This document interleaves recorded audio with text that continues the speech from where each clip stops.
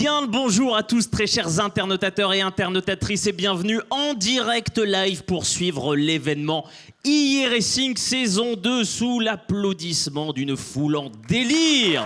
Alors pour tous ceux qui ne connaîtraient pas encore l'aventure, c'est simple, c'est une course de voitures autonomes, modèle réduit, pilotée par intelligence artificielle. Et je suis très heureux d'être avec vous aujourd'hui. Déjà parce qu'aujourd'hui, c'est la journée mondiale des archives. Je vous jure que cette information est vraie. Donc c'est forcément une journée très très fun. Aujourd'hui, c'est également le jour de naissance de Johnny Depp, de Nathalie Portman et de Stéphane Plaza, trois grands noms du cinéma américain, qui s'excusent parce qu'ils n'ont pas pu être là cet après-midi. Mais aujourd'hui, c'est aussi et surtout jour de course. Alors cette compétition, on va la suivre en immersion absolue grâce à nos caméras. Il y en a 52. George Lucas nous les jalouse, avec tous les protagonistes qui taffent dur depuis moult mois et qui sont donc présentement au max de la maxence, comme le dit un philosophe moderne, alias Naps. Ces compétiteurs, ils sont présentement en train d'affiner, d'ajuster les derniers réglages, histoire de voir voilà, si la tête de Delco fonctionne, si le joint de culasse, tout va bien. Et je crois que je duperai personne, puisqu'on voit bien que je n'ai absolument aucune connaissance, ni mécanique, ni en termes d'intelligence artificielle. Le temps que vous réglez, messieurs, les derniers ajustements, je vais donc demander à Élise Voyer de me rejoindre sur scène, directrice des ressources humaines de Sigma. Bonjour Élise. Alors, iRacing, bis repetita, on remet ça, comme on disait dans une pub d'Annette de ma jeunesse, parce que j'ai des références de vieilles personnes. Nous voilà donc embarqués dans une nouvelle saison. Ouais, iRacing saison 2, alors une saison 2 quand même un peu plus ambitieuse que l'année dernière. Hein. On a pu se voir, on a eu 10 équipes engagées au départ, donc une trentaine de personnes qui ont pu être formées, 8 équipes qui vont jusqu'au bout et qui vont concourir aujourd'hui, donc on est absolument ravis de cet événement. Alors tu l'as dit, on va revenir en détail parce qu'il y a eu plein de changements cette année, déjà par le présentiel, et puis parce que ce circuit fait à peu près 3 fois la taille du circuit de l'année dernière. Alors la genèse de ce projet complètement fou et innovant, on la connaît, on va pas revenir dessus, mais par contre, est-ce que tu peux nous repréciser les enjeux de ce dispositif ? Oui, alors la genèse, on ne va pas revenir dessus, juste rappeler quand même que c'est l'initiative de collaborateurs Sigma qui ont lancé ce projet et on les en remercie très très chaudement. Les enjeux, c'est envisager les relations écoles autrement, c'est travailler un peu différemment avec les étudiants et lâcher les méthodes un peu traditionnelles. Donc c'est se donner la possibilité d'une aventure humaine, travailler ensemble, apprendre ensemble, vivre un projet. Et c'est intéressant pour eux, mais c'est intéressant aussi pour nous, pour les collaborateurs de l'entreprise qui y travaillent et qui ont plein de choses à apprendre aux côtés de nos jeunes. C'est du win-win, comme on dit dans le monde de l'entreprise. Alors, sur la grille de départ cette année, 8 équipes en course, soit 27 étudiants au total. Et on peut citer d'ailleurs les écoles participantes. On a l'université La Rochelle, on a l'ESEO, on a l'ESSEP, on a Polytech Angers, on a Sub de Vinci-Rennes. Et c'est précisément cette relation avec les écoles qui est véritablement au cœur du projet. Oui, tout à fait, puisqu'on souhaitait pouvoir leur proposer un dispositif au long cours, sur un an, pendant lesquels nos étudiants et nos experts de iRacing, donc en l'occurrence Geoffrey et David, que je cherche du regard, qui sont par là et que je remercie. Ils ont des petits polos bleus. Ils ont des polos bleus, voilà. Donc nos experts qui travaillent avec eux au quotidien. On a aussi évidemment Erwan et Alexandre qui les ont accompagnés tout au long de l'année. Et c'est bien l'expérimentation dans la durée qu'on voulait avoir. Et puis on a la chance aussi d'avoir 2 de ces étudiants qui sont en stage chez nous. Donc ça, c'est super. Parce que le maître mot, la vocation de ce projet, c'est véritablement la formation. C'est ça l'ADN, c'est vraiment de monter en compétences. De monter en compétences. Alors l'IA, c'est un sujet compliqué, complexe, passionnant. Il y a un tas de techno à maîtriser et l'idée, c'était de les accompagner sur cette montée en compétences et nous aussi, de pouvoir monter en compétences sur ce sujet. Et une logique aussi de transmission. Je pense que c'est important aussi que Sigma puisse transmettre ses connaissances, ses compétences et c'est notamment le rôle de Geoffrey et David. Merci beaucoup Élise, on l'aura compris, aujourd'hui c'est ludique, c'est festif, on se fend la poire, ok certes, mais l'ADN est donc tout à fait sérieux, c'est donc le développement des compétences, et c'est d'ailleurs pour ça que 2 experts que tu as cités, Sigma, ont accompagné les étudiants tout au long du parcours pédagogique avec des ateliers pratiques, des formations. Geoffroy Rabouin, expert Linux, et donc un petit nouveau qui a rejoint l'organisation, David. Et David qui n'est autre que le grand vainqueur de la saison 1 de la team Fast and Curious. Messieurs les experts, déjà bienvenue. Bonjour. Forcément, ma première question, elle est pour toi, David. Je voudrais savoir si t'as pas déjà des petites fourmis en fait dans la manette. Est-ce que ça te démange pas là de participer? Ah bah écoute, on a fait quelques essais tout à l'heure, j'ai constaté que j'étais particulièrement rouillé, donc je suis fier d'avoir passé le flambeau à des étudiants qui sont bien meilleurs que moi. Es-tu prêt psychologiquement à remettre ton titre en jeu? Et avec plaisir, d'autant qu'on a vu dans les essais, puisqu'il y a eu des essais qui ont eu lieu dans l'après-midi, on a vu de belles performances, donc ça va être une belle compétition. Il tease celui-ci. Alors messieurs les experts, justement t'en parler, on va se faire le petit point qui va bien pour bien tout capitcher. Donc déjà David, peut-être un petit résumé du déroulé. Eh ben, donc, les équipes ont eu la possibilité de faire des reconnaissances de circuits cet après-midi, et on a fait une session de qualification où on a du coup établi une grille de départ qui va nous donner les 4 premières courses qui seront suivies d'une demi-finale et d'une finale, avec une petite subtilité. Je peux te laisser peut-être Geoffroy. Oulala. Alors attends, David. Attends, Oh, je vais trop vite. Je la connais cette subtilité. Attendons un petit peu, faisons monter la sauce. Parce que déjà, je vais rebondir sur ce que tu disais. 4 courses, ça part en battle, 5 tours, et c'est donc le temps cumulé de ces 5 tours, incluant les pénalités, qui permettra aux meilleurs d'entre vous de passer à la phase qualificative suivante. C'est bien ça? C'est bien ça. Attention, hein, parce que du coup, on va l'expliquer pour les pénalités. Tous les hommes en bleu, là, c'est le corps arbitral. C'est-à-dire que là, c'est sérieux. Hein, vraiment, on n'est pas là pour plaisanter. À tout moment, ça peut sortir le sifflet, le petit carton. Donc voilà, c'est ça le corps arbitral. C'est de eux dont il faut vous méfier. Et donc, c'est bien connu, pas de Nabila sans silicone, pas de Neymar sans blessure, et donc pas de course de voiture sans circuit. C'est un petit peu l'élément principal, hein, un petit peu comme le maroilles dans une tarte au maroilles. Donc, Geoffroy, déjà, présentation de ce tracé, de ses subtilités, de tout ce qu'on doit en savoir. On veut tout connaître de ce circuit. Donc un beau circuit qu'on a bien vu, il fait 3 fois plus que l'année dernière. Donc ça commence à être vraiment impressionnant. On a une très très grande ligne droite, donc beaucoup de vitesse. Un gros mur en sortie de la ligne droite, donc attention. Une de très belle épingle. Donc toujours, on va vite, mais on fait gaffe. Des enchaînements de virages. Devant nous, juste plein de chicanes qui vont peut-être évoluer dans une deuxième partie. On verra ça tout à l'heure. Et ensuite, un retour donc, sur notre belle ligne droite. Donc ça va être un circuit beaucoup plus rapide qu'avant. Donc il va falloir optimiser tout ça. Tout le monde a pu tester, ça va très vite, c'est impressionnant. On va se faire plaisir. Ouais, c'est un circuit de vitesse, là. Hein. C'est ça. Hein. J'ai vu, il y a eu des temps, là, vraiment. Je me demande si il ne faudrait pas installer en fait des petits radars. C'est vraiment, il y a parfois pour la saison 3, on prévoit les radars.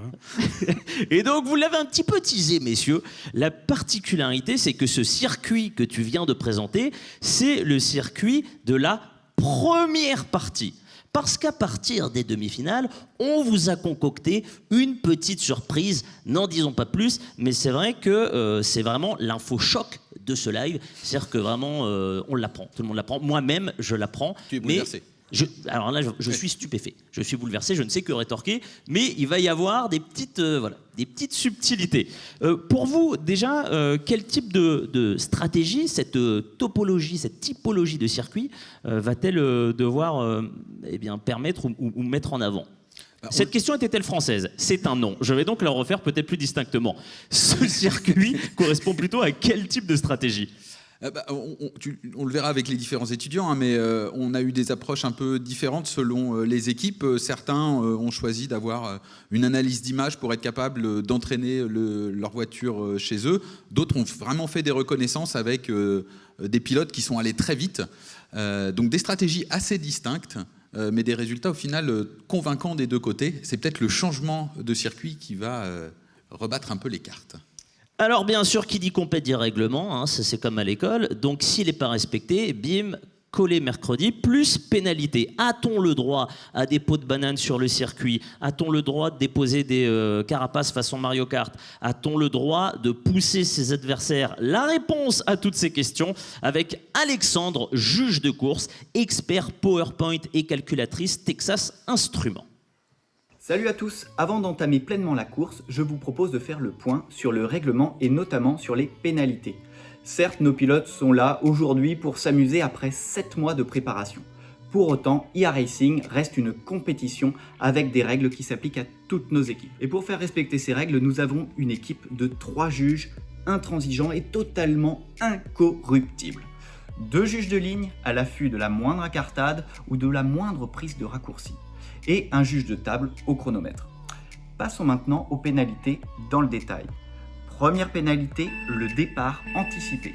Si nos équipes ont bien travaillé, leur voiture sera capable de détecter le feu vert. Dans le cas contraire, l'équipe n'aura pas le choix et devra réaliser un départ manuel qui lui coûtera 5 secondes. Idem si la voiture part avant le feu vert, les voitures devront alors reprendre le départ et la voiture fautive sera pénalisée. Seconde pénalité, la sortie de piste. C'est la plus courante. Chaque fois qu'une voiture sort ses 4 roues de la piste, elle reçoit une pénalité de 5 secondes également. Et à ce petit jeu, ça peut aller très vite, vous allez vous en rendre compte. Troisième pénalité, la bordure de sécurité. Sortir de la piste, c'est une chose, cogner la bordure en est une autre. Et la dégradation de biens publics, ça ne plaît pas du tout à nos juges. Il en coûtera 10 secondes à chaque équipe contrevenant. Enfin, quatrième et dernière pénalité, le non-respect de l'arrêt dans la limite des 5 secondes en fin de course. Chaque voiture doit être suffisamment autonome pour compter elle-même le nombre de tours qu'elle effectue en détectant son nombre de passages sur la ligne jaune. Si jamais elle ne parvient pas à s'arrêter au bout des 5 tours imposés, bam, 5 secondes de pénalité. Voilà, vous connaissez maintenant toutes les règles. Place à la course. Pam! C'est comme ça qu'on fait quel star, ce Alexandre. Comment t'appelles, monsieur le commissaire, monsieur le juge? Tout, n'importe, peu importe. Les amis, est-ce que vous sentez? Non, ce n'est pas mon après-rasage, c'est la belle aventure qui commence. Outre la ringardise absolue de cette introduction, tout ça pour dire qu'il est grand temps maintenant de commencer, puisque ça y est, d'ici un temps infinitésimal, vous allez pouvoir enfin faire circuler vos bolides. Les séances de qualif nous ont permis d'élaborer la grille de départ qu'Alexandre, ici présent, m'a confié. Et il est maintenant grand temps d'agiter le drapeau à damier et de rentrer dans le vif du concret, comme on ne dit pas. Tour de chauffe en gomme tendre, c'est parti, on y va. Première course.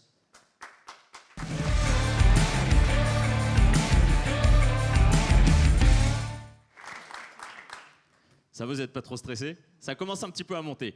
Pour cette première course, l'équipe T-Racer affrontera les Bretons de Roazencar, dont les représentants vont venir se géolocaliser juste ici, à mes côtés. Mais qui sont-ils? C'est Charles Leclerc des modèles réduits. Pour les présentations, petite carte d'identité vidéo, petit CV, on commence par T-Racer.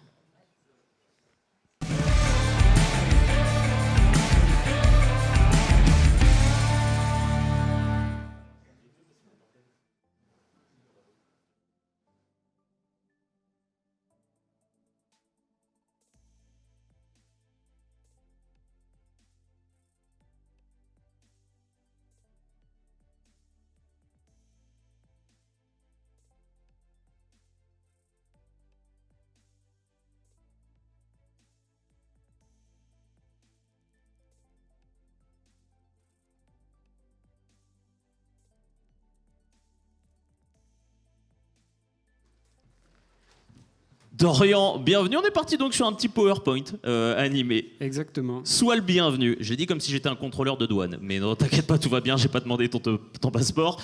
Ils sont 3. Ils nous viennent de Rennes. Voici la team Roazencar.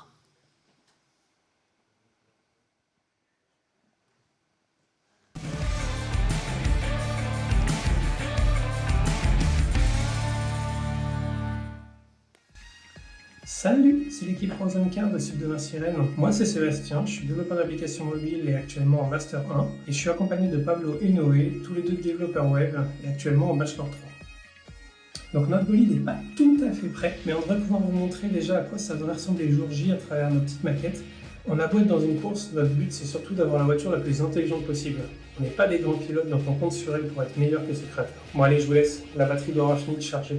Mais surtout, n'oubliez pas, on ira à fond les Bretons. Pablo, c'est quoi le scan émotionnel là? Comment est-ce qu'on se sent? Est-ce qu'on est excité? Est-ce qu'on est impatient? Est-ce qu'on est fébrile? Est-ce qu'on est les trois à la fois? C'est un petit peu tout là en ce moment parce que on a eu quelques petits soucis aujourd'hui et ces dernières semaines, notamment une perte de caméra, donc des résolutions à modifier et toutes sortes de petits soucis. Donc un peu stressé. Mais Juste avant de commencer, parce que vraiment on a tous envie de voir tourner là, les voitures, mais comment s'est passée la séance de qualif? Est-ce que là on est plutôt confiant? Mais de notre côté, ça s'est assez bien passé. Le modèle était performant, on a réalisé un bon temps. Donc on espère que pour la suite et ce moment, ça va bien se passer. Bon, vous l'avez compris, on va vivre cette première course ensemble. J'ai besoin de votre expertise. Vous l'avez pigé, moi j'y connais rien, donc on va essayer de décrypter, d'analyser ensemble ce qui se passe. Je me tourne tout de suite vers David et Geoffroy pour voir si tout est bon, messieurs. Est-ce que tout est prêt? Ouais, on peut y aller maintenant? Eh bien écoutez, 3, 2, 1, c'est parti. Alors on va expliquer que là, en fait, ce qui se passe, c'est que déjà la voiture va devoir détecter quand le feu passe au vert pour pouvoir démarrer, ce qui est donc moins bien parti pour une. il y a déjà... Alors qu'est-ce qui s'est passé déjà sur la gestion de la ligne droite? On dirait qu'il n'a pas pris en compte le virage, ou il a réagi trop tard et a mal freiné. Donc ce qui a fait qu'il est sorti du circuit et est venu taper la rambarde. Je vous ai pas demandé déjà, Dorian et Pablo, est-ce qu'on a des ambitions? Est-ce qu'on est venu là, comme on dit chez moi, pas pour trier les lentilles? à la base, on était venu là pour gagner. On espère que ça va être une réussite. On est venu là pour le plaisir et oui, et pour la compétition. Quels sont vos plus gros points d'interrogation, vos plus gros doutes sur le circuit? Qu'est-ce qui vous fait peur en gros? Ouais, qu'il y a vraiment un gros changement au niveau des virages et que la voiture elle panique et qu'elle ne comprenne pas des lignes on va dire, différentes. Est-ce qu'on a choisi un axe stratégique particulier? En gros, est-ce qu'on est sur une option un peu bourrin, on se dit ok, on va envoyer un maximum de vitesse? Ou est-ce qu'on a plutôt misé sur la gestion des trajectoires par l'intelligence artificielle? Ou alors attention, parce que là on est quand même sur on était presque sur un dépassement là. Il y avait une sorte de duel là, oui. Ouais, un petit duel dans la chicane. Ça se rapproche. Pour l'instant, vous êtes comment? Satisfait là du comportement des véhicules? On est plutôt satisfait, ouais. Ouais, plutôt là, il y a des... Oula. Mais c'est... Oh là là là là. Aïe aïe aïe aïe aïe. C'est très serré quand même, hein. Ouais. C'est un peu un retournement de situation là. On est plutôt content pour l'instant. J'espère que ça va continuer. L'occasion aussi, alors on le répète, 5 tours, c'est le temps cumulé des 5 tours, plus des pénalités potentielles que je ne vous souhaite pas évidemment, qui donnera le temps final. L'occasion aussi de parler de l'intelligence artificielle. Comment est-ce que vous l'avez On a découvert les chevauchements là. et comment Ça tamponne. C'est parti. On est vraiment sur, oui c'est ça, sur un chevauchement. Je crois que c'est le terme technique. Là, pour le coup, je pense qu'il y a vraiment un potentiel de vitesse, notamment sur les lignes droites. Mais comme on peut voir, la voiture réagit vraiment bien aux lignes. Alors, par contre, qu'est-ce qui se passe là? Parce que on dirait que parce le qu'on rappelle que véhicule le a- but c'est d'être sur le circuit. Il a perdu le fil, il a l'air d'avoir trouvé la route, mais oui, une sortie de route qui n'était pas prévue. Et pour qu'on comprenne, qu'est-ce qui peut provoquer cette sortie de route en fait? Mais la vision des lignes blanches du circuit, admettons s'il la prend en compte trop tard et prend la décision retardement, ce qui lui fait sortir.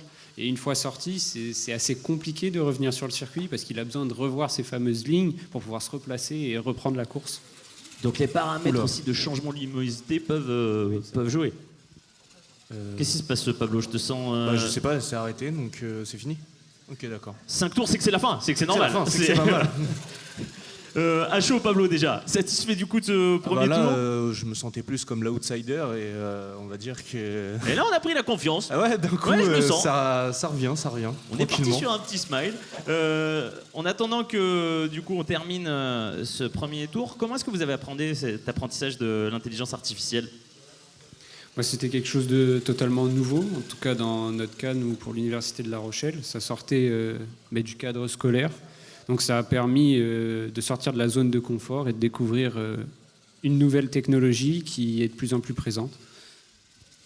Ouais, puis on a vu qu'il y avait différentes façons aussi de travailler dans l'intelligence artificielle, notamment en faisant travailler différemment le système. Et on a utilisé l'une de ces méthodes et qui était plutôt intéressante. D'ailleurs, quelles applications professionnelles est-ce que vous prévoyez ou vous projetez grâce à l'intelligence artificielle?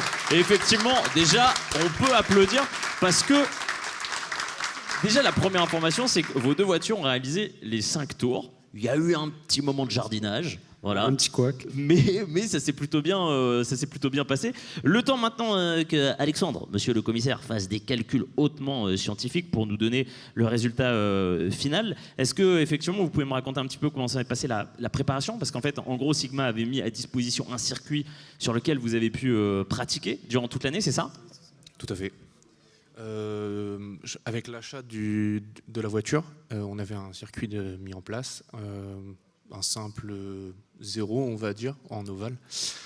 Quand on venait aux ateliers, on avait aussi la disposition de certains circuits, donc on pouvait tester ces différentes, on va dire, courbes et échanges, mais il y a aussi le simulateur qui pouvait être utilisé, donc il y avait pas mal de circuits mis en place. Vous êtes venu régulièrement? Pour ma part, à peu près à tous les ateliers possibles. Donc, ce qui nous permettait d'être directement en relation avec Geoffroy et David pour, en cas de problème ou autre, pouvoir être conseillés et aiguillés dans les bonnes directions. Vous l'avez vu, là, ils utilisent des ordinateurs de la NASA vraiment pour faire ces calculs vraiment hautement scientifiques. Je me tourne maintenant vers monsieur le commissaire. Alexandre, je sais qu'il a un kiff absolu. Est-ce que je l'appelle comme ça? L'œil frétille. Monsieur le commissaire, a-t-on les résultats définitifs? Oui, nous avons les résultats définitifs, un peu inattendus par rapport aux qualifications du début d'après-midi, puisque c'est l'équipe Roisencar qui se qualifie pour les demi-finales avec un temps total de 2,16 en comptant 10 secondes de pénalité. Et l'équipe T-Racer qui arrive avec un temps total de 4,08 et 25 secondes de pénalité. Attention, Alexandre, tu le sais, un grand pouvoir implique de grandes responsabilités. Dixit, un philosophe moderne du XXIe siècle. Je sais, j'invite tous les concurrents à me retrouver post-événement pour qu'on puisse en discuter. J'ai vu, il y a eu une manifestation de surprise chez les copains de Roison Park. Si tu le disais, vous attendez vraiment à être les outsiders, et là, c'est fou. Vraiment, c'est incroyable, parce qu'en fait, ce qu'il faut savoir, c'est qu'à cause de différents problèmes qu'on a eu aujourd'hui, on n'a même pas pu faire les qualifications. Donc, on a réussi à créer le modèle de circuit au dernier moment. Là, tout de suite de maintenant. Il a upload au dernier moment, donc il s'est téléchargé sur la voiture au dernier moment. On n'a même pas eu le temps de l'essayer, et on l'a essayé sur cette course qui a été plutôt bénéfique, vu qu'on a gagné. Comme quoi. Messieurs, la vie est faite de surprises. Merci beaucoup. On se retrouve donc en demi-finale. Bravo à tous les deux et à vos teams respectives. On enchaîne tout de suite avec la deuxième course.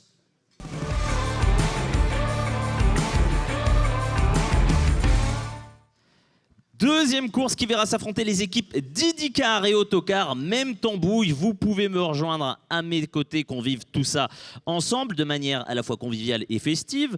Pendant ce temps, les copains, découvrez qui ils sont. C'est vrai ça, hein? On veut tout savoir, nous. On est curieux. On commence avec d'IndyCar.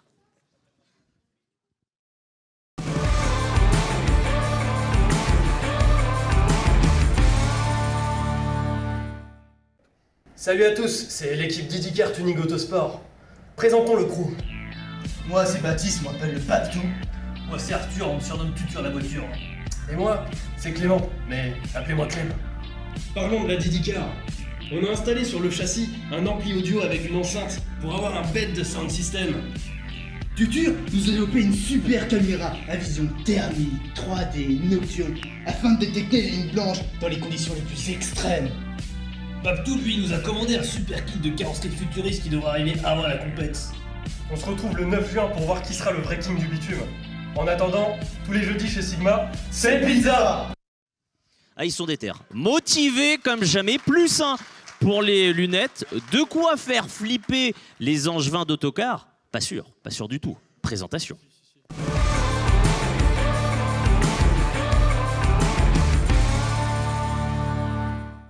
Bonjour, je suis Clément Foin, en 4e année d'ingénieur informatique à l'ESEB, en majeur IA, qui fait partie de l'équipe Autocar. Bonjour, je me présente, je suis Hugo Fab, je viens de l'ESEB, je suis étudiant en 4e année de cycle ingénieur et je suis spécialisé dans l'IoT. Clément, Hugo, une petite superstition, un petit gris-gris avant de commencer la course? Pourquoi? Je sais pas, cette question est un échec. C'est pas grave. Comment est-ce que vous vous sentez? Vous êtes dans un état plutôt de fébrilité, de stress? Alors, Stressé? Stressé aussi, mais on est plutôt confiant sur notre IA. On va voir ce que ça rend. Mais on n'a pas fait, en fait, on n'a pas généré, nous, aujourd'hui, etc. On n'a fait qu'avec ce qu'on avait déjà généré avant. Et pour l'instant, on est plutôt bien. Donc, on va bien voir ce que c'est. Pour tous ceux qui nous suivent et qui n'ont donc pas vu ce qui s'est passé hors live, c'est-à-dire les qualifs, est-ce que vous êtes plutôt satisfait des performances de la qualif? Un peu déçu, on aurait pu mieux faire. En fait, on n'a pas eu le temps d'entraîner un modèle correct sur ce circuit-là, donc on est aussi sur un modèle qu'on a fait avant. Il marche. Maintenant, est-ce qu'on va réussir à le lancer? Je vois que mon collègue a du mal. Ouais, je vois que tu es en nice contact avec. Oui. Je te sentais plus confiant avec les lunettes de soleil. Exactement. Là, il y a une paire de. Là, tu sens des crinous. Je crois que là, il y a un petit stress sur. Ouais. Hugo, pour nous, on était plutôt contents. On a juste eu des problèmes au départ. Là, on a eu parce qu'on n'avait pas la détection de ligne jaune qui fonctionnait bien. Après, on a toujours le problème, c'est qu'on est plutôt lent. Bon, ça correspond bien à notre design de voiture, donc ça va, ça reste dans le thème. Mais du coup, c'est un peu le problème, c'est qu'on a perdu du temps parce qu'on est moins rapide, mais on a eu moins de pénalités que les autres, donc c'est plutôt intéressant et on a corrigé ce qu'on avait à corriger normalement. Et on a misé sur l'esthétique. Bien sûr. Bon, on va comprendre tout ça, on va en discuter. Évidemment, on va pratiquer l'art de la conversation, mais tout de suite, on va se tourner vers Geoffroy et David, puisque nous sommes en Mondiovision. Hein. Le monde entier attend votre go. Est-ce que c'est bon? Est-ce qu'on peut lancer la course? C'est un oui affirmatif. Deuxième course. 3, 2, 1. C'est parti. C'est un moment important, le départ. Hein. Hugo, tu peux nous le faire vivre? Bah, c'est bon, ça part. Alors, déjà. Déjà, ils ont un problème. Donc déjà, directement, Clément, tu as envoyé Arthur à la rescousse. Là, Clément, on va pas le tenir jusqu'au bout de la course, là, je sens. Hugo, du coup, toi de ton côté, on est sur une gestion plutôt fluide pour l'instant. Exactement. Bah, on est un petit van, donc on n'est pas très rapide, mais on est stable sur la route, quoi. Donc ça fonctionne bien. Aurais-tu un adjectif pour définir comment ça va? C'est une question à la fois fraîche, ludique et tout à fait récréative. Bah, plutôt content parce que ça a l'air de plutôt bien fonctionner. Maintenant, est-ce que le détection de ligne jaune va fonctionner? Ça, je ne sais pas. On verra bien si elle s'arrête toute seule, mais sinon, c'est plutôt bien. Clément, je sens que tu bouillonnes. On va pas se mentir, c'est un petit peu plus galère. Est-ce que tu peux essayer de nous apporter des réponses à ton niveau? Qu'est-ce que tu penses qui ne fonctionne pas? Alors, on a visiblement un problème de direction. La voiture aime bien la droite. Elle aime moins bien retourner sur le circuit. Là, ça a l'air d'être un peu mieux. Alors, il faut savoir que quand on a entraîné les modèles, on avait souvent le même problème. C'est-à-dire que le premier tour se passait mal. Le deuxième aussi, visiblement. Mais oui, le premier tour se passait souvent mal et les suivants un peu mieux. Là, c'est plus compliqué. Quelle stratégie est-ce que vous avez choisi? Est-ce que vous avez tout misé sur un axe particulier? On a tout misé surtout sur le traitement d'image. Alors, on peut la voir qui est en train de faire des jolis ronds. Ah, voilà. Mais là, c'était intéressant, tu es parti en wheeling. Et du coup, nous, pour le traitement, en fait, pareil, on a beaucoup misé sur le traitement d'image. Et c'est quoi ça, là, votre équipe? Je plaide mon coupable. Non, mais du coup, on avait beaucoup joué sur le traitement d'image qu'on a peaufiné ce matin, parce qu'on avait des petits problèmes encore sur la piste, mais bon, voilà. Après, on n'a pas joué beaucoup sur la vitesse, parce qu'on n'avait pas une piste qui nous permettait de le faire, de l'apprentissage. Et du coup, on a joué principalement sur le traitement d'image et d'avoir une voiture qui est stable sur la route, quoi. Pareil, même question, est-ce que vous pouvez nous expliquer un petit peu les ateliers pratiques que vous avez vécu tout au long de cette année et la mise à disposition du circuit chez Sigma? Bah alors, pour notre équipe, nous, en fait, on a été toutes les semaines, on pouvait venir chez Sigma quand il y avait des ateliers pratiques. En fait, on était en entreprise pour d'autres projets avec l'école. Et du coup, on n'a pas eu l'occasion. En fait, on a pu faire nos tests que ce matin sur le circuit de Sigma. Donc ça a été un peu compliqué. Clément, je te sens, je dirais dépité. Je crois que c'est l'adjectif qui correspond le plus. Je te sens en désarroi. Alors, pour notre part, on a passé beaucoup de temps chez Sigma. Je pense qu'on est venu une bonne petite dizaine de fois minimum. Donc on a bien profité de pouvoir s'entraîner sur un circuit qui correspondait quand même assez... qui était proche de celui-ci. Proche de celui-ci, c'est ça. Et du coup, on était assez entraînés à cet exercice. On a passé beaucoup de temps sur le projet. Et là, quand je vois ça, j'avoue que ça fait un peu mal. Mais ouais, pas grave, hein, c'est le jeu. Sur quoi ça s'est joué, là, tu crois? Alors je sais pas si... franchement aucune idée, ça nous est jamais arrivé. Je sais pas si le modèle qui a été lancé était bien celui sur lequel on s'est basé tout à l'heure.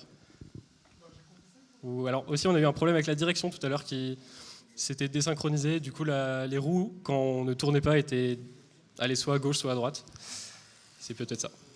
Arthur est en train de se liquéfier, je crois vraiment. Hein. Aïe.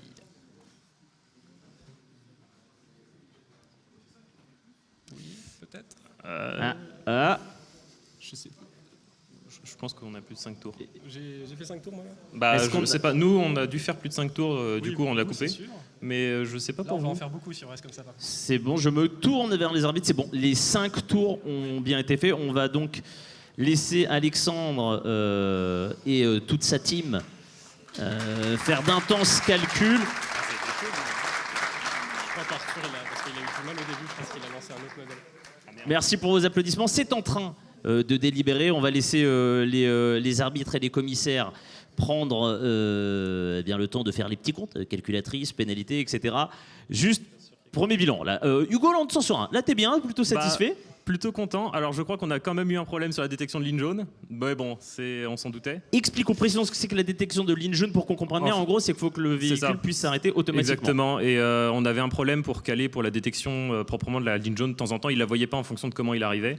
Et je pense qu'il a dû louper une ligne sur un tour, donc elle n'a pas pu s'arrêter toute seule. Mais sinon, pour le reste de la course, à part quand ils nous ont plafonné, c'était plutôt bien. Oui, une petite percussion. Pas volontaire. Et Hugo, toi, de ton côté, quel serait le bilan ? Eh bien, on va revenir meilleur un jour peut-être. Mais non, là, cette fois-ci, je pense qu'on a perdu. Il n'y a pas besoin de faire de gros calculs. Mais oui, on va essayer de revenir sur ce qui s'est passé pour comprendre déjà. Ce serait une bonne chose. Et donc pareil, parce que effectivement la course c'est le volet ludique de l'apprentissage de l'intelligence artificielle.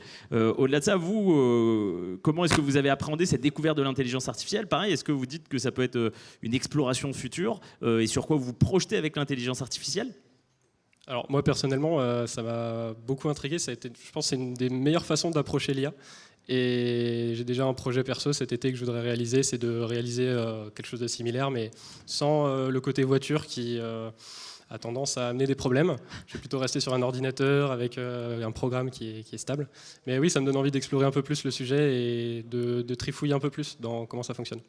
Eh bien, continue de trifouiller. Merci beaucoup pour cette discussion à la fois festive et agréable. Le temps de tout ça, je me retourne donc vers Alexandre.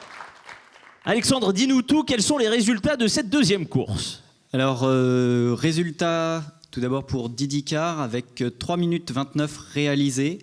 Et 1 minute 25 de pénalité, pas mal de sorties de route essentiellement. Et puis pour Autocar, 1,52 réalisée et 10 secondes de pénalité, notamment un arrêt qui a été manuel. Ce qui nous fait donc un total de 2 minutes 2, ce qui fait que pour l'instant Autocar, vous vous placez en tête. Bravo, petit ticket pour la demi-finale, c'est du mime. Voilà, c'était un ticket virtuel. Merci beaucoup à vous, messieurs. Alors, c'est vrai que dans EA Racing, petit indice sémantique, il y a EA. Comme dans YMCA, sauf que ça n'a rien à voir. Mais au fait, l'IA, c'est quoi ? Eh bien, si vous avez envie de briller en société et de pouvoir l'expliquer, David va nous donner les éléments clés. Bonjour et bienvenue dans cette vidéo où on va parler d'intelligence artificielle pour tenter de démystifier ce qui se cache derrière ces voitures qui se conduisent toutes seules. L'intelligence artificielle, en bref, c'est un processus informatique et mathématique qui vise à reproduire le comportement et les décisions d'un humain. Pour comprendre comment ça marche, on peut imaginer qu'on a besoin d'avoir un ordinateur qui va trier des photos de fruits et de légumes. Pour le faire fonctionner avec de l'intelligence artificielle, on va d'abord lui faire apprendre avec plein de photos des différents fruits et légumes en lui disant ça c'est une pomme, ça c'est une poire, ça c'est une cerise. Et l'ordinateur va être capable de comprendre quelles sont les caractéristiques comme la forme, la couleur ou la taille du fruit qui vont lui permettre par la suite de reproduire le même tri qu'on a effectué. Avec nos voitures, le fonctionnement est le même. On a d'abord fait une phase d'apprentissage pendant laquelle les pilotes ont enregistré des images de leur conduite en faisant des tours de circuit sur des circuits d'entraînement. En l'occurrence, on enregistre environ 10 000 images et on les donne à manger à notre ordinateur qui va être capable d'analyser notre conduite et les décisions qu'on a prises. S'il voit que la courbe du virage va vers la droite et qu'on est allé vers la droite, il va en déduire qu'il devra faire la même chose. Pour pouvoir simplifier le travail de notre algorithme de machine learning, On fait d'abord un nettoyage de l'image. On va enlever tous les éléments parasites qui pourraient venir perturber la décision de l'ordinateur, comme le haut de l'image, comme des reflets sur la piste, de manière à simplifier le travail de l'ordinateur. En l'occurrence, si le pilote était bon, la voiture devrait bien conduire. Voilà, vous en savez maintenant un peu plus sur l'intelligence artificielle. Si c'est un sujet qui vous intéresse, de faire conduire des voitures de manière autonome, sachez que vous pouvez trouver plein de ressources et de kits à ce sujet sur Internet. L'intelligence artificielle, aujourd'hui, on la retrouve au quotidien dans nos vies. Lorsqu'on fait un itinéraire sur notre GPS, lorsqu'on utilise notre téléphone pour faire de la reconnaissance vocale ou de la reconnaissance d'écriture. Donc c'est vraiment un sujet passionnant et ça mérite qu'on s'y intéresse.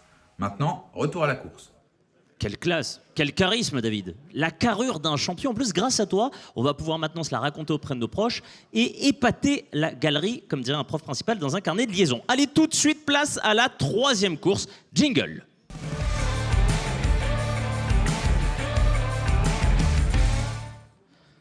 Un duel fratricide, certes, mais sans pitié, croyez-moi, entre les équipes Too Fast, Too Curious et Karaté. Et qui d'autre que eux-mêmes pour se présenter personne. Donc présentation by eux-mêmes. Too Fast and Too Curious en first.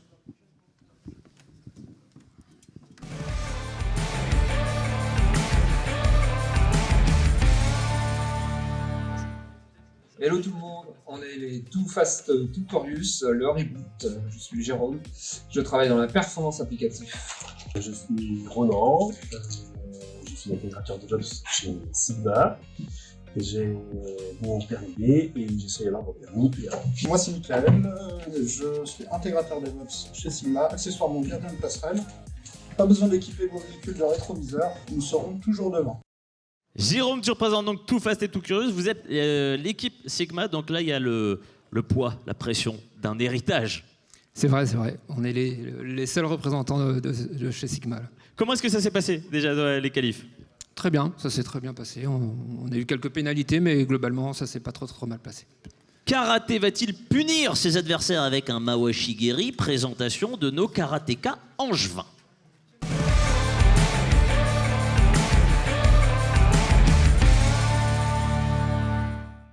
Bonjour, nous sommes l'équipe Karaté. Moi, c'est Amandine Tribault, je suis à l'ESSEC en spécialité cybersécurité. Alexis Gomet, aussi à l'ESSEC, en majeur cybersécurité. Et Julien Monard, en 4e année à l'ESSEC aussi, et en majeur IoT.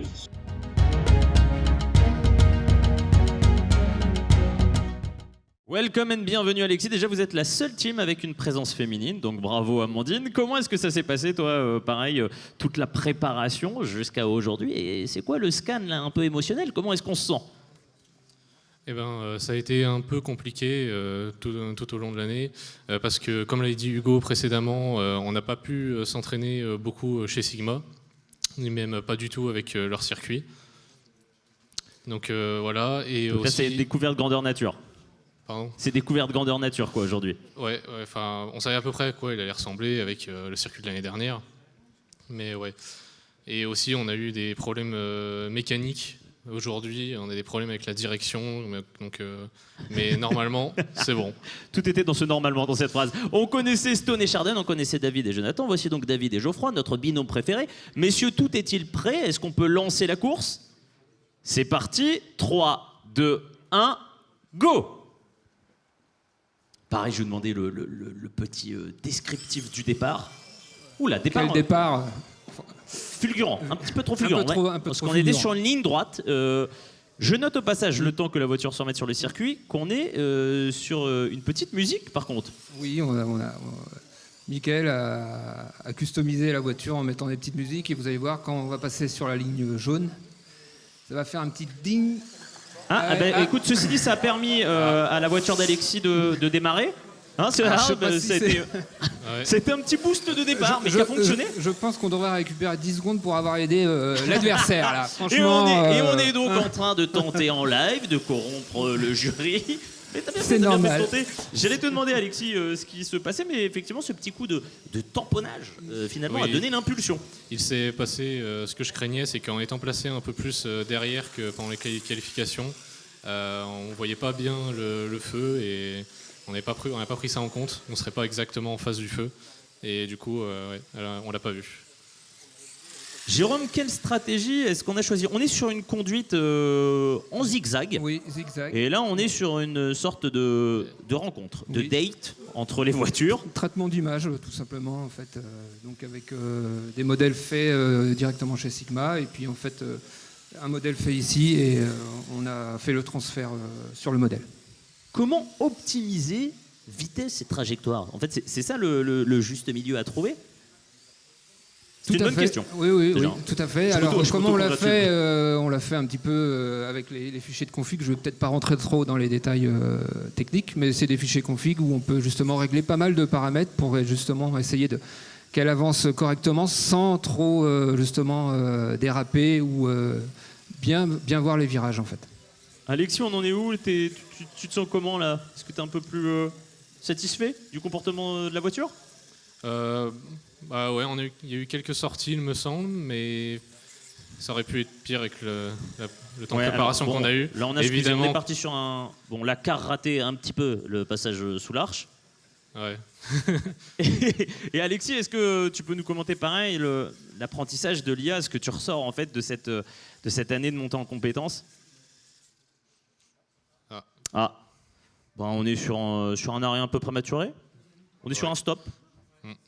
Petite panne d'essence. Ouais, dû voir une ligne jaune en trop peut-être. Voilà. Va-t-elle repartir? Je vois que c'est en train de tergiverser. Qu'est-ce qu'il faut faire dans ces cas-là quand il y a un arrêt comme ça Si elle s'est arrêtée à cause qu'elle a vu 5 lignes jaunes, bah, du coup il faut redémarrer. Relancer le modèle. Donc redémarrage, pour qu'on comprenne bien, c'est vraiment c'est un reset quoi. C'est vraiment il faut tout relancer. Ouais. Mais le problème c'est que du coup il faudrait un feu vert là. Ah oui. On va pas se cacher que du coup là c'est un petit moment de flottement. Ouais. Qu'est-ce qui peut se passer dans ces cas-là? Vous êtes en train de redéfinir la stratégie en gros. Est-ce qu'il faut tout relancer? On en est à combien de tours? C'était le 4e. C'est ballot, il en manque un du coup. Ouais. Quelle était ta plus grosse crainte du coup et quel était le plus gros stress? Eh ben justement ça, de s'arrêter. On y est, on le vit. De voir une ligne jaune en trop et de s'arrêter avant la fin. Ça a l'air de s'être réalisé. Et alors, quelle est la ligne jaune qui a pu être détectée? C'est quoi? C'est un reflet qui peut donner la perception d'une ligne jaune? Je pense à un reflet sur les lignes blanches d'une lumière un peu jaune. Je pense que ça pourrait peut-être déclencher une détection. Jérôme, quand même, un petit mot sur le comportement du véhicule. Est-ce que tu es satisfait déjà de ce qui s'est passé? Oui, très satisfait. Elle a bien démarré au début, bon, un petit peu trop, comme elle est arrivée un petit peu dans le mur, mais après, elle a fait son trajet comme il faut, ni trop vite, ni trop lentement. Bon, je pense qu'on n'est pas dans les meilleurs, mais pour l'instant, je pense qu'on a battu nos adversaires. C'est le principal. Merci beaucoup, bravo. On n'ira pas malheureusement au terme de ce 5e tour, mais bravo, c'est ce qu'il faut retenir. On est en train de faire les petits calculs et dans quelques instants, nous connaîtrons du coup la place qui sera comme ça décrochée pour la demi-finale. Alexandre est en train d'étudier scrupuleusement. C'est bon, me fait-il, grâce à ce signe. Et comme j'ai des bases de mime, je sais que ça veut dire que c'est tout bon. Alexandre, c'est donc ton moment. Si tu veux en profiter pour dire bonjour à des proches, vas-y. En tout cas, nous donner peut-être déjà le temps. Alors, pour l'équipe Too Fast, Too Curious, nous sommes à un temps réalisé de 1,52 avec 10 secondes de pénalité. Donc, ça nous amène à 2,02. Ce qui est précisément 2,02, le meilleur temps réalisé par Autocar. On est donc sur exactement un très, très bon score. Et puis, pour l'équipe Karaté, nous sommes à 3,53 en temps réalisé et 15 secondes de pénalité. On peut encore les applaudir. Merci vraiment beaucoup à vous. Félicitations.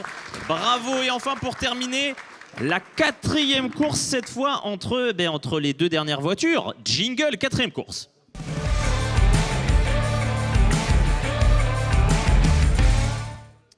Quatrième course entre donc les bolides des équipes Poly Racer et Polish. On est sur la team Poly, puisque vous connaissez l'issue, messieurs, et la sentence qui sera irrévocable. À la fin de votre battle, il n'en restera qu'un. Moi, dans ma tête, je suis dans Koh-Lanta. En fait, il manque juste les bandanas et l'épreuve du poteau. Messieurs, rejoignez-moi. La bonne nouvelle, pour le coup, c'est qu'il y aura forcément un représentant de Polytech Angers en demi. Ses concurrents, qui sont-ils? Apprenons à mieux les connaître. C'est finalement comme une sorte de date, mais virtuelle. Tout de suite, première vidéo de présentation.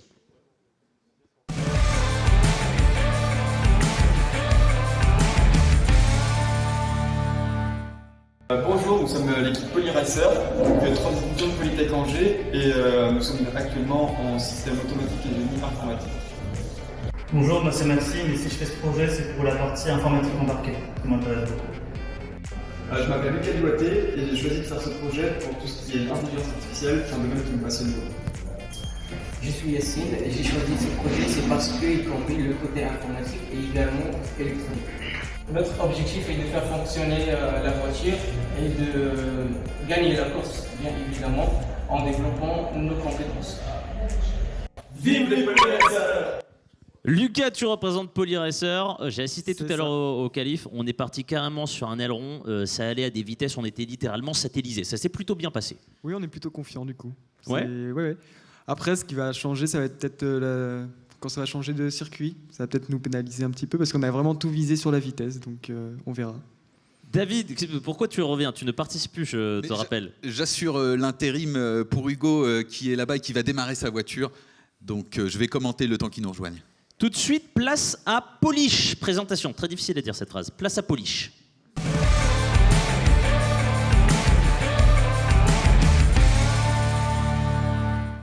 Bonjour à tous, je suis Georges.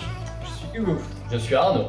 On est tous les trois étudiants à Polytech Angers et on est l'équipe Polish Racing. Notre objectif, c'est de réussir à aller le plus loin possible dans la compétition avec du style grâce à notre superbe voiture.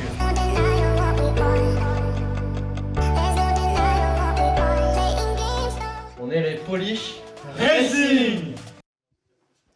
Hugo, tu as donc été abandonné, mais pour des bonnes raisons, par tes partenaires. Tu es donc seul aujourd'hui représentant. Et c'est donc David qui va nous commenter. Bon, on va pas se mentir que tout à l'heure, pendant les qualifs, ça a été compliqué avec la voiture. Qu'est-ce qui s'est passé? Il y a eu des soucis matériels, de moteur, de commande de moteur. Donc dans ce cas-là, c'est assez compliqué d'avancer. Geoffroy, nous ne ferons rien sans ton accord, tu le sais, tu es le boss ici, on se tourne vers toi, dès que tu nous fais un signe de la main de type c'est parti, eh bien à ce moment-là, aussitôt je dirais c'est parti. Eh bien, c'est parti. Bon, alors là, il n'y a pas eu de détection de... Si, directement, la Polyracer, là on est parti, là, fond de 6e, direction le bonheur. Très très vite toujours. Là, je pense que, je suis pas expert, hein, mais au fur et à mesure je commence à connaître, on est sur une stratégie de on y va. Ouais, on bourrine, on y va. Ah, petit accident, mais... David, est-ce que toi qui es vraiment expert pour le coup, tu peux essayer de nous décrypter ce qui se passe en live avec Hugo? Je vais laisser Hugo répondre. Merci. Alors, on a des petits problèmes avec la voiture, on a eu un petit souci, elle a subi un gros choc en fait il y a quelques temps et manifestement il y a plus de casques que prévu. Quoi en fait, c'est ça? Gros choc de type elle a pris un mur à pleine vitesse. Et donc ouais, on a eu beaucoup de problèmes du coup pendant les qualifications et les préparations, on avait un servomoteur qui fonctionnait pas et donc on n'a pas pu réenregistrer le modèle et Parce que là, c'est vrai qu'on était essentiellement sur, pour l'instant, une course statique. Toujours. Hein, et toujours. Oui. Bon, on va pas commenter, du coup, la prestation tout de suite, mais plutôt ce que tu retiens de cette année de préparation. Non, ça a été très intéressant. Et puis. Et bravo. Au passage, on va y revenir, Hugo. Bravo. J'ai même pas vu, je vais tout te dire, les 5 tours passés. C'était stratosphérique. Hugo, vraiment, je reviens vers toi. Juste fort, Lucas, parce que ça allait à une vitesse de folle. Tes commentaires déjà, tes remarques sur le comportement de la voiture. Plutôt très concluant, parce que ça arrive qu'avec la vitesse, elle sorte de la piste. Là, ça n'a pas été le cas, juste au moment du carambolage, mais elle s'est reprise toute seule. Du coup, non, vraiment très concluant. Il y a une option nitroglycérine sur ce modèle. On a mis la nitro, oui. Je pense qu'on va voir les calculs d'Alexandre, mais... je pense que ça sent bon dans les timings. Bravo. Donc ouais, Hugo, qu'est-ce que tu retiens de cette année de formation? Qu'est-ce que ça t'a permis d'apprendre et pareil, cette découverte de l'intelligence artificielle, qu'est-ce que tu en ressors? C'était super intéressant parce que déjà on a eu le support de Sigma et c'était vraiment cool. Et puis un vrai sujet pour apprendre à appliquer l'intelligence artificielle. Bon, même si là le résultat est pas au rendez-vous aujourd'hui. Oui, mais la faute d'un mur, bon voilà, ça peut arriver. Mais ouais, c'était intéressant. Et puis être avec les adversaires. À Polytech, on avait l'avantage d'avoir plusieurs équipes, donc on avait un petit peu à la fois de l'aide entre nous et de la concurrence. Et puis je suis content de les voir gagner aujourd'hui. Je suis sûr qu'ils vont aller très loin. C'est beau, quelle fraternité, merci beaucoup. Et tu parlais d'applications pour l'intelligence artificielle, comme ça, sur quel domaine est-ce que tu as envie de développer ? On voit bien sûr en automobile, c'est intéressant. Et c'était le sujet aujourd'hui. Alexandre, monsieur l'arbitre, je crois que c'est la fin des délibérations. Et oui, je le vois sous mes yeux, affichage du temps total, veux-tu le commenter ? Donc pour Polyracer, 1 minute 17. Ça a été tellement rapide que même notre juge de ligne est venu vers moi et me dit « Je suis pas sûr qu'ils aient effectué tous les tours ». Donc si, ils ont effectué tous les tours, ça a bien été noté, avec quand même 20 secondes de pénalité. Donc on arrive à 1,37. Et puis pour Polish, il n'y a pas eu de départ. Dans quelques désolé, instants, Hugo. grâce à Alexandre et ses équipes, nous connaîtrons le carré final, le Final Four, comme on dit, le temps de ces calculs hautement scientifiques, avec une rigorosité absolue, comme on ne dit pas. J'invite donc sur scène, merci beaucoup messieurs, à aller rejoindre du coup vos coéquipiers. On a une demi-finale à préparer, Lucas. J'invite donc sur scène Guillaume Powells, responsable du campus Sup de Vinci-Rennes, et François Thiers, directeur de notre BU Info Gérance. Venez me rejoindre, messieurs. Le temps, vous le voyez, on le commentera après, que se confectionne la petite surprise pour les demi-finales. Guillaume, déjà, comme ça, à brûle pour point, des potrons minés, parce que j'aime l'élocution adverbiale, quelle est ta première, quelle est ta première réaction, ton premier commentaire ? Il y en a plusieurs. Déjà, je suis content de revenir en terre de Sigma puisque je suis un ex de chez Sigma. Donc voilà, il y avait ce petit désir de revenir. Et alors, je suis... Oui. Et alors, je suis extrêmement content et fier parce que l'équipe de Sup de Vinci non seulement a fait démarrer sa voiture, elle n'a pas pris feu, et en plus, ils ont gagné leur première course. Donc rien que pour ça, j'ai la banane. Je te cache pas que tout à l'heure, c'est vrai qu'après les qualifs, il y avait un petit stress, mais finalement, je pense que tu as porté chance. Peux-tu, du coup, puisque tu parlais de ton école, tout simplement nous la présenter ? Et puis, je vais te poser la question de manière un peu triviale, mais pourquoi vous êtes là ? Pourquoi s'être inscrit, en fait, à cet événement ? Alors du coup, Sup de Vinci-Rennes, on est les petits rookies, nous aussi, on est nouveaux puisqu'on a ouvert le campus en septembre, école d'informatique qui forme de bac à bac plus 5. Et du coup, Sigma IA Racing, c'est ce que je disais, c'était le petit rêve inavoué pour revenir aux côtés des équipes de Sigma. Et au-delà de ça, c'est un projet qui est, je trouve, hyper intéressant. C'est une manière de lier le côté formation et une entreprise au travers d'un sujet passionnant qui est l'intelligence artificielle, tout en mêlant les compétences et les connaissances de Sigma avec l'apprentissage de nos apprenants. C'est ce que j'ai te demandé, qu'est-ce qu'il apporte finalement ce projet pour une école ? Parce qu'on en parlait tout à l'heure avec Élise, l'idée c'est aussi d'innover dans la manière d'apprendre. La gamification des apprentissages, c'est aussi un bonus hyper attractif auprès des étudiants ?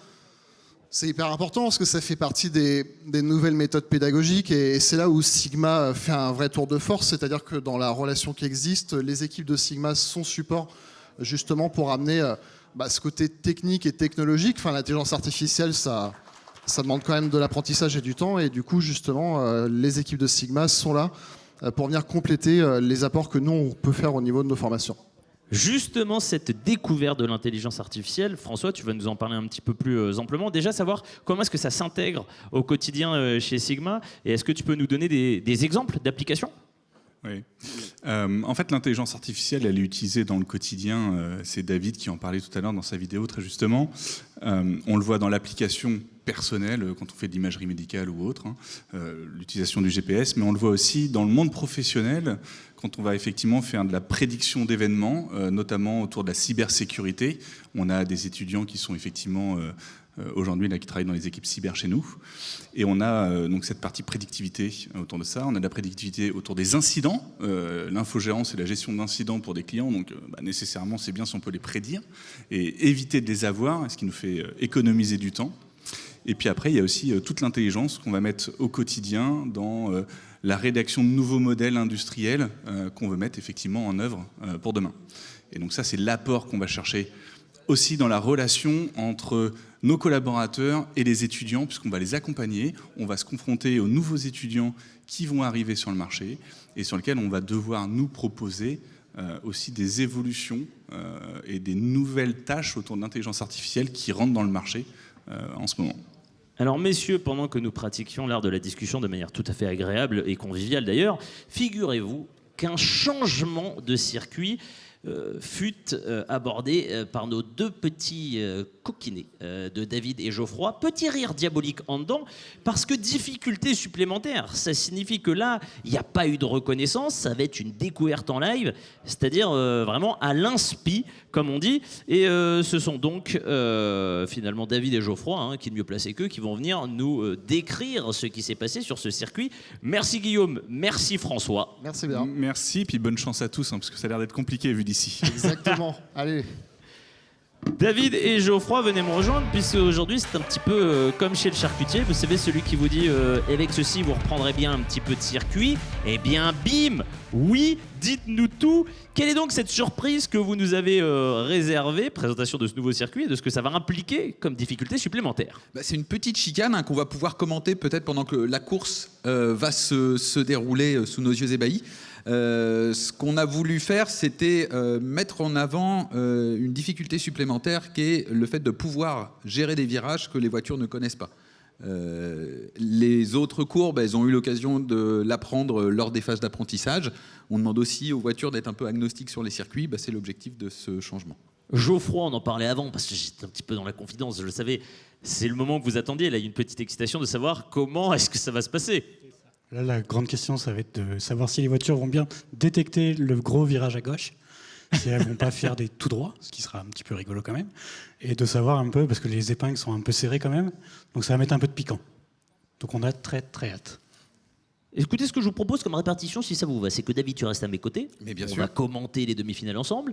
Geoffroy, tu reprends du coup ton poste au top départ. Tu vas être là vraiment aux premières loges pour voir ce qui va se passer directement sur le circuit. Et puis, j'ai envie de dire que les choses sérieuses commencent. Go pour la première demi-finale.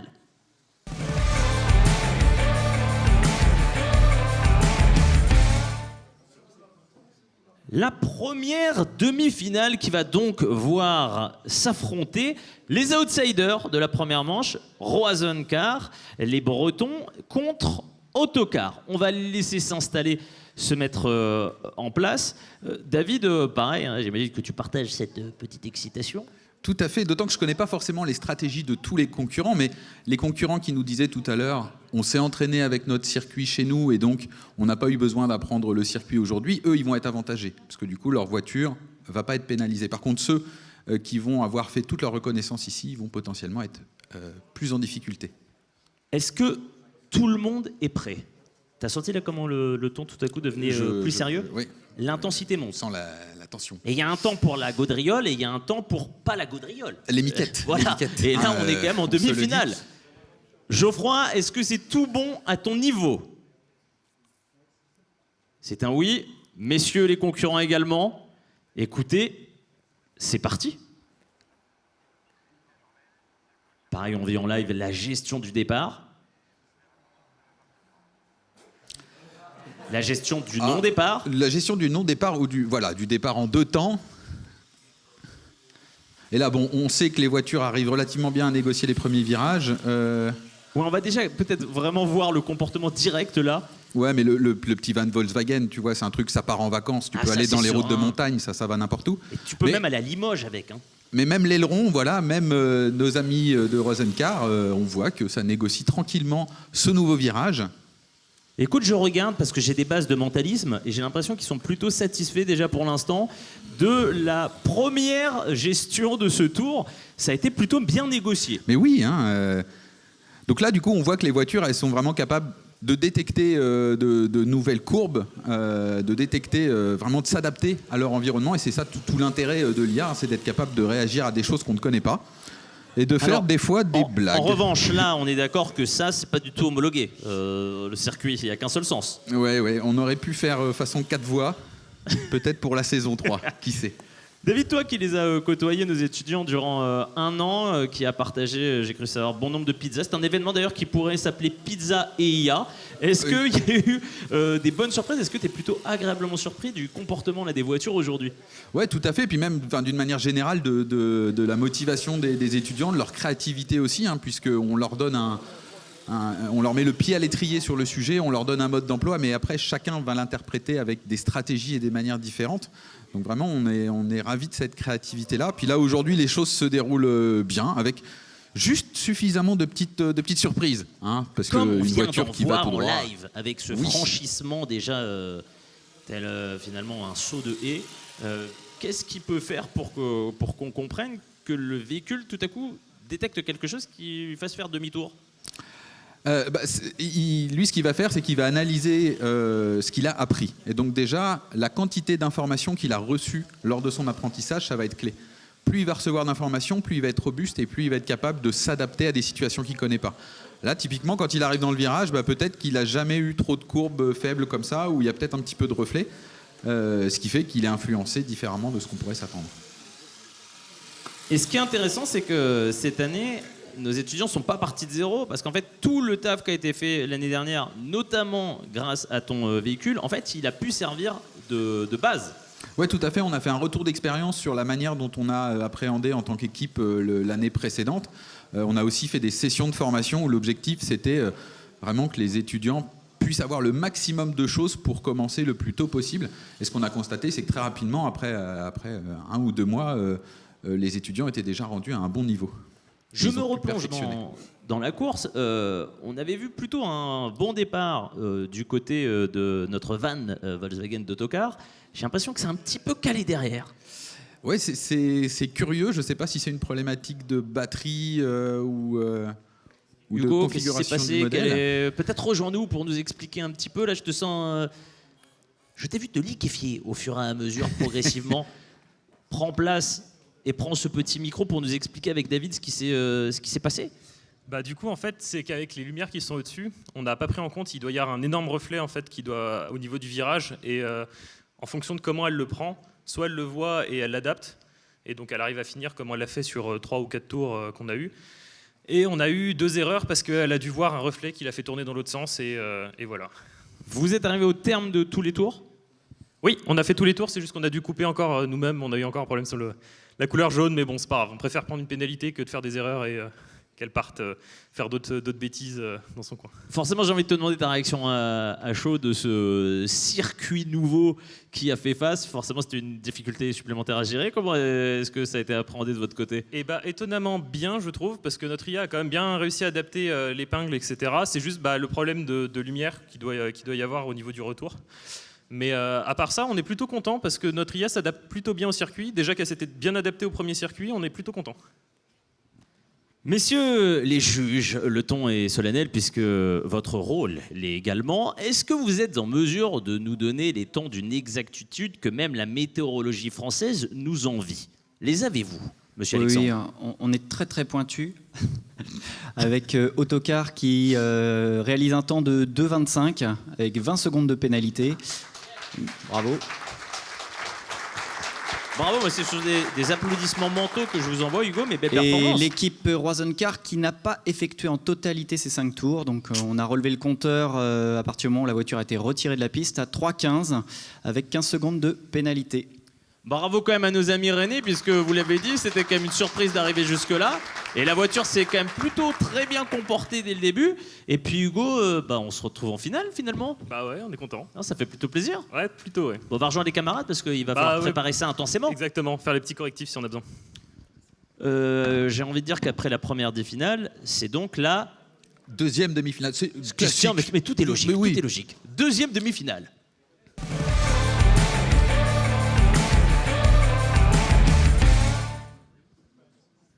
Deuxième demi-finale, David, qui va voir s'affronter la Too relève Fast, Too Curious. contre Poly Racer qui vraiment qui ont mis les gaz. On a un adversaire de taille. Et je suis curieux de voir leur comportement sur le virage. Parce que donc Poly Racer, il faut dire qu'ils avaient un pilote qui nous a fait, même à l'entraînement déjà, de belles manœuvres. Donc là, je suis vraiment curieux. Alors c'est intéressant, pour qu'on comprenne bien qu'on est complètement novice de l'intelligence artificielle comme moi, en fait on va programmer le véhicule et donc la première prise en main du circuit va être manuelle et donc là la qualité de pilotage de Poly Racer était vraiment tout à fait compétitive. Ouais, tout à fait. Ce qu'il faut comprendre, c'est que l'intelligence artificielle, elle ne sait pas dans quel contexte elle évolue, elle reproduit le comportement du pilote et donc si le pilote était bon, l'intelligence artificielle va pouvoir être bonne. David, je pense que tu es bien installé là, donc je te propose pas de rester et puis de m'aider à décrypter, à analyser ce qui va se passer dans cette deuxième finale. Est-ce que tout le monde est en place? Lucas, petit sourire de satisfaction, on est motivé là sur la demi... Ah, petit stress, quand même néanmoins. Geoffroy, sommes-nous aptes et en mesure de lancer un top départ? Oui? Eh bien, 3, 2, 1, c'est parti! Alors, je précise donc, parce que depuis tout à l'heure on ne comprend peut-être pas, quand je dis 3, 2, 1, c'est parti, c'est pas un vrai départ. Le vrai départ, il est lumineux. Tout à fait. Et avec deux départs automatiques, ça part très fort. Déjà, prise de tête dans la première chicane pour nos amis de Poly Racer, et c'est là que ça va se jouer sur la gestion. Ouais, ça se joue très bien. On a la même sortie un peu que les copains de tout à l'heure. Mais elle est revenue dans le droit chemin. Que vous cherchiez, hein. Oui, tout à fait. Alors, c'est vrai que du retour qu'on a des équipes précédentes, c'est possible qu'il y ait un reflet qui influence la direction prise par la voiture. Alors, il y a deux stratégies différentes qui s'opposent. Une stratégie plus sur la vitesse pour Poly Racer. Ah ouais, c'est à ce niveau-là à chaque fois. Voilà. Et donc, l'équipe Sigma, leur démarche a été de faire un traitement d'image qui fait que... peu importe sur quel circuit elle est entraînée, l'intelligence artificielle va toujours recevoir le même type de données. Donc, ce qui fait qu'on est en capacité de l'instruire avec beaucoup plus de types d'images. Et donc, on a au final une conduite qui est plus robuste. David, on en a parlé tout à l'heure dans la première demi-finale, mais j'imagine qu'il y a forcément une émotion tout à fait particulière, un petit kiff perso. C'est gratifiant de voir l'aboutissement de tous ces mois de formation. Ouais, tout à fait. D'autant qu'en plus, je trouve que la compétition finale est de fort belle facture. Tout à fait. Voilà, on a un beau circuit, on a des voitures qui savent bien exploiter aussi les dimensions du circuit. Là, on le voit avec quand même des vitesses qui sont satisfaisantes. Donc, ouais, très, très satisfait de cette année. À ton sens, sur quel point est-ce que nos différentes écoles et nos différents étudiants ont-ils le plus progressé ? On peut penser bien sûr à la partie technique, la partie intelligence artificielle. Je pense que pour certains, ça pouvait être une découverte. Mais on a aussi... Oui, bravo. Alors il y a des applaudissements puisque vous l'avez su en direct. L'équipe Too Fast et Too Curious a terminé sa demi-finale. Et on a aussi travaillé sur des sujets comme la gestion de projet, le fait de travailler ensemble, de définir une stratégie. Et on voit que ça a payé pour la plupart des écoles. C'est donc un expert fier que j'ai à mes côtés. Mais oui, n'est-ce pas ? Tout à fait. Mais non, mais parce que c'est vrai qu'aujourd'hui, on célèbre la fin du parcours pédagogique intense, finalement. Oui, plusieurs mois, oui. Un an de dur labeur. Est-ce que tu pourrais là nous analyser ce qui s'est passé durant cette course en attendant les résultats calculés par Alexandre et son équipe ?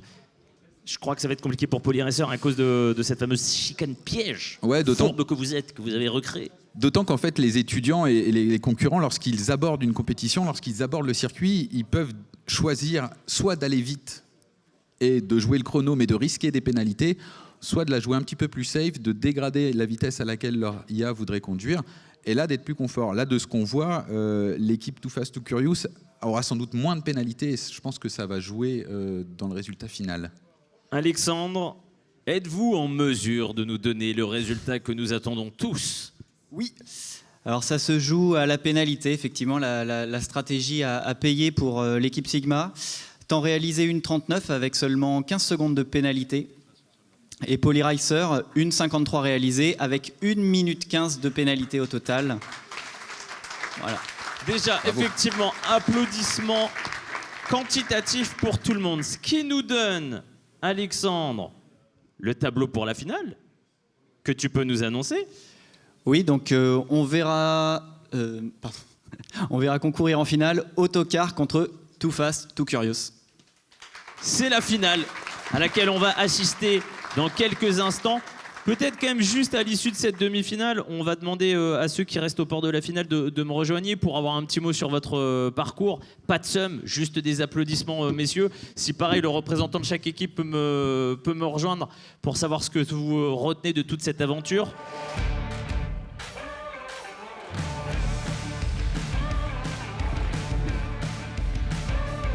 Jérôme, tu me rejoins, mais t'es en finale, toi?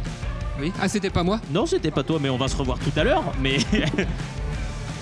il a pris goût à me rejoindre, Jérôme. Lucas. Ouais. Bon, déjà pour avoir ton commentaire sur effectivement ce qui s'est passé. Je m'y attendais un peu, on s'y attendait un petit peu. C'est dommage parce que les 2 derniers tours, elle les a très bien fait. C'est juste, fallait du temps pour qu'elle s'adapte. Et après, peut-être que la vitesse, justement, ça a joué, ou l'éclairage aussi, je pense. Je vais reciter une dernière fois Naps, parce que ça fait trop dans un même live.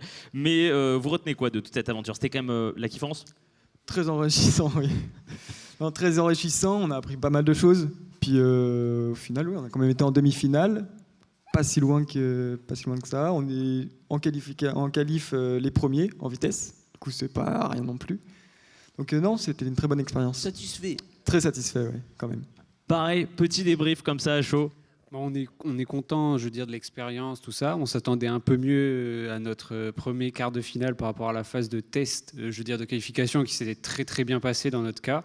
Mais bon, l'expérience était très bien et on conseille à toute personne qui veut essayer de le faire. Merci beaucoup à vous, messieurs. Comme l'a dit Lara Fabien, il faut y croire encore. On est vivant tant qu'on est fort. Oui, parce que Sigma y croit en fort, y croit toujours plus fort. La preuve avec la saison 3 qui arrive. Tintintin, bruitage à l'américaine, teaser hollywoodien. On regarde ça. Vous qui êtes en train d'assister au live, vous êtes sûrement en train de vous dire « Mais quel projet incroyable !»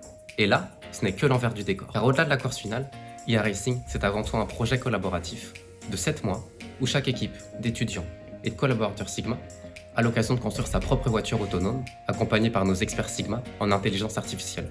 Sur ces 7 mois, ce sont donc des ateliers théoriques et pratiques dans nos locaux, avec un circuit en grandeur nature, où chaque équipe a l'occasion d'entraîner et de rendre sa voiture la plus performante possible pour le jour J et la grande course finale.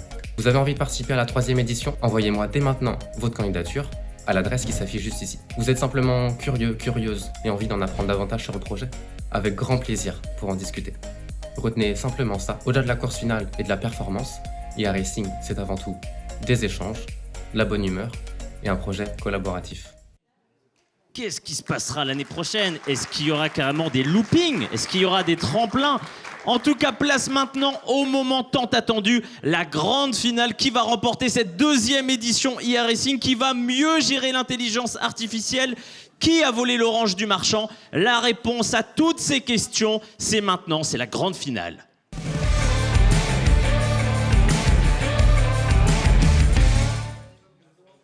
Je peux vous dire qu'il y a de la concentration, qu'il y a du stress, évidemment, puisque c'est la grande finale.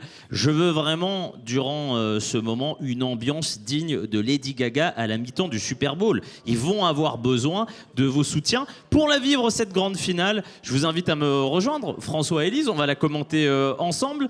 Petit rappel des prétendants au grand titre. Nous avons donc Autocar, avec ce van Volkswagen d'une esthétique sans pareil. Et puis nous avons Too Fast, Too Curious de chez Sigma, qui font finalement honneur à leurs prédécesseurs et qui se retrouvent cette année encore en finale. Déjà peut-être un petit mot sur la compétition. Est-ce que vous avez été plutôt bluffé par les prestations? On est bluffé par les prestations, puis on est un tout petit peu fiers aussi de l'équipe Sigma quand même. Alors, ça, faut le dire, on est extrêmement fiers. Et moi, j'ai fait le tour tout à l'heure des équipes. Bon, ça pouvait manquer un peu de confiance dans certaines équipes qu'on voit sur les phases finales. Donc, le travail a été jusqu'au bout. Je me tourne maintenant vers à la fois les équipes et nos arbitres, savoir si tout est en place. Messieurs, est-ce que tout est OK? La marmite est en place et pourvu qu'elle bouillonne et qu'on ne mange pas froid, comme on dit en Normandie, est-ce que je peux donc donner le top départ de cette grande finale?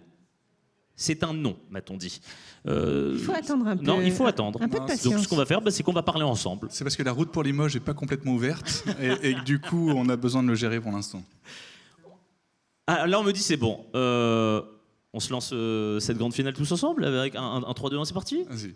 Allez, 3, 2, 1, c'est parti. Donc on l'aura donc compris, c'est un 3-2-1, c'est parti oral, alors que le vrai top départ est visuel. Il s'agit de détecter effectivement la présence verte. Alors, petit retour en arrière. Là, on est sur rollback. Ouais, je sais pas si on gagne du temps. Le van, Est-ce qu'on annule du temps quand on fait Ouais, sauf qu'il t'emmène à Limoges alors qu'on doit aller à la fin de la route, donc c'est pas forcément gagné tout de suite. Et c'est donc pour le coup effectivement le van qui nous trace sa route tout à fait sereinement. Oh là là.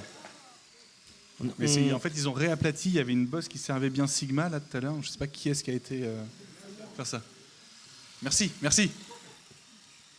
Comme le disait Ribéry, je pense qu'on espère qu'on va gagner, et c'est vraiment ce que pensent présentement nos deux concurrents. François, est-ce que tu as un livre des citations que tu là, utilises? Là, quand on a cité Ribéry, c'est qu'on n'a plus rien en stock. Hein, est-ce que tu peux nous décrire ce qui est en train de se passer pour l'équipe de chez Sigma? Très bien, on est en train de récupérer le retard côté Sigma, puisque les virages sont beaucoup mieux pris. La courbe est bonne, la vitesse de pointe est plutôt pas mal, le freinage excellent sur la fin. Maintenant, reste à concrétiser sur le long terme, mais effectivement, un petit rattrapage de l'IA qui a dû réapprendre qu'on ne part pas en arrière quand on a un virage. Voilà. Ça fait quand même 2 fois qu'ils aident. Ça fait quand même 2 fois qu'ils aident à redémarrer. Je crois que c'est pas tout à fait la définition d'aide que prend le jury quand on percute par. Ça y est, là, ils les ont carrément dépassés. Élise, on va revenir évidemment ensemble sur. On en a parlé plusieurs fois pendant ce live, mais ce qui est le fait marquant, c'est vraiment que ça, c'est la face immergée de l'iceberg, qui est la partie la plus festive. Aujourd'hui, c'est hyper cool. Mais c'est vrai que tout l'intérêt du dispositif, c'est vraiment l'accompagnement de ces étudiants. C'est l'accompagnement, le temps passé avec les équipes, encore une fois, par nos experts, et tous ces longs mois de préparation avec les venues sur site sur le circuit, tout le travail à la maison qu'ont fait les étudiants. Et c'est un gros boulot. Et le temps perso aussi de nos équipes Sigma sur ce sujet-là. Et ça, c'est extrêmement appréciable. L'engagement de tous. Je ne vais pas vous le cacher que j'ai été happé par notre discours et que je n'ai pas vu où nous en étions, mais j'en déduis pertinemment dans mon oreillette invisible que l'équipe Sigma a terminé la course. Et le van arrive. Et le van arrive sous les applaudissements nourris et chaleureux des concurrents. Alors, François, dis-moi si je me trompe, ça va se jouer aux pénalités, non ? En fait, j'ai un peu l'impression que ça va jouer sur la pénalité, puisque le temps entre les deux véhicules n'était pas si énorme que ça. Il y a eu 2-3 sorties de piste, j'ai l'impression. C'était une première, hein. D'habitude il n'y en a pas, mais effectivement, on se pose la question maintenant. On attend avec impatience Alexandre. Ouais, je crois que c'est serré. Le suspense est à son paroxysme, puisqu'en fait, moi j'en peux plus, hein. Je tremble. Je sens que nous bouillonnons tous, parce qu'il me semble quand même vraiment que c'est les pénalités qui vont être absolument décisives dans cette grande finale pour annoncer. Et là, on voit Alexandre sur une feuille Excel en train de calculer les pénalités. On ne peut pas se tromper. Et nous avons... Ils sont en train de justifier effectivement pour ne pas prendre de pénalité le cas c'est ça. échéant. Et j'essaye de comprendre moi-même ce qui se passe, puisque c'est vrai que ça se passe... Le coach est très impliqué. Le coach est impliqué. Voilà.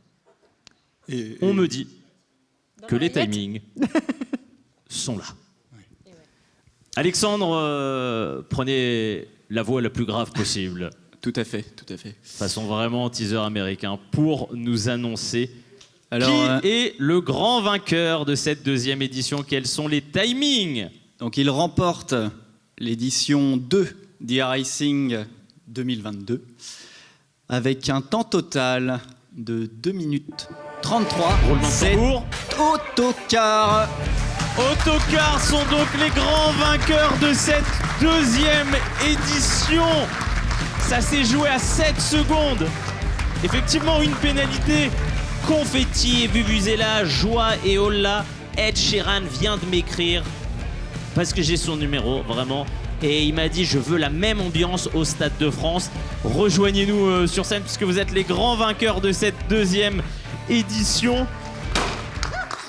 Ouais, mais confetti, mais c'est la totale. François-Élise, restez également à portée. Sous les applaudissements, les hurlements même de la foule en délire, c'est donc vous, les amis, qui ramenez la coupe à la maison. Bravo, déjà, cette aventure, sur une échelle de 1 à wow, elle se situe où? Waouh, parce que vraiment, on s'attendait pas à arriver jusque-là. On avait vraiment des doutes là, sur la deuxième partie quand il y a eu le rajout là, de la chicane. Et on s'est dit, bon, bah, on est mort, etc. Et en fait, on l'a eu un peu... en fait, on l'a eu aux pénalités, j'ai l'impression. Donc on a eu quand même de la chance, ils ont fait plus d'erreurs que nous. Et ouais, mais c'est vrai, parce que vous l'avez vu, ça s'est joué à 7 secondes. Donc 7 secondes, c'est ça, on est sur une pénalité. C'est quoi le moteur? Vraiment, vous êtes surpris? Ouais, quand même pas mal.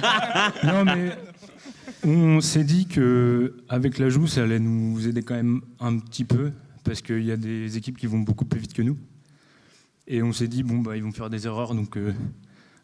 Voilà. Donc finalement, la configuration de ce nouveau circuit était plutôt un plus pour vous et un bonus, quoi. Quand vous l'avez vu apparaître avec les chicanes, vous avez dit cool. On a même été surpris quand ça fonctionnait pas trop au dernier virage du rajout. Et après... C'est surtout qu'en fait, nous, on avait beaucoup parié sur une IA qui s'adapte très bien au circuit. Et en fait, par exemple, aujourd'hui, on n'a fait aucune génération, on n'a pris aucune image sur le circuit, etc. On a utilisé que ce qu'on avait généré à l'avance. Et ce qu'on avait généré à l'avance, c'est qu'on a eu de la chance, on avait de la place, donc on a fait vraiment tout type de virage. Donc on avait vraiment tous les types de virages qui étaient appris par la voiture. Et là, du coup, on a une voiture qui s'adaptait bien au circuit. Et du coup, quand on s'est rendu compte qu'il y avait des voitures qui allaient trop vite, on s'est dit que eux, dans tous les cas, ils allaient avoir des pénalités dans le rajout, parce que ça allait être obligatoirement un circuit plus serré ou autre, et plus gênant. On va laisser un petit peu un mot à vos coachs, parce que comme des sportifs de haut niveau, vous êtes venus avec vos coachs perso. Messieurs, vous pouvez nous parler de l'encadrement et donc de la fierté, évidemment, quand même, d'avoir remporté pour la deuxième édition. Vous avez le titre, vous ramenez tout ça à la maison. Évidemment, on ramène la coupe à la maison. Et c'était ça le but. Donc les étudiants, ils savent très bien. Donc on avait une grande exigence sur eux. Évidemment, on les a pas beaucoup aidés. On les a laissés en autonomie totale. Donc voilà, on est super fiers d'eux. Pareil, parce que vraiment, on en a parlé tout au long de live, mais le but, c'est vraiment de les faire monter en compétences et que ça soit à la fois ludique, à la fois festif, mais une véritable formation. Je le dis en anglais, pour parties internationaux. Écoute, tu vas le dire en anglais et je vais déléguer à Hugo la retranscription. Non, ça va. We're really proud of you. So we were there. We know that they work hard. Also another group at the ZAIP, and we are really happy that you got the first position. Yeah. Thank you. Vos coachs sont évidemment très fiers de vous et sont très très contents de cette première position.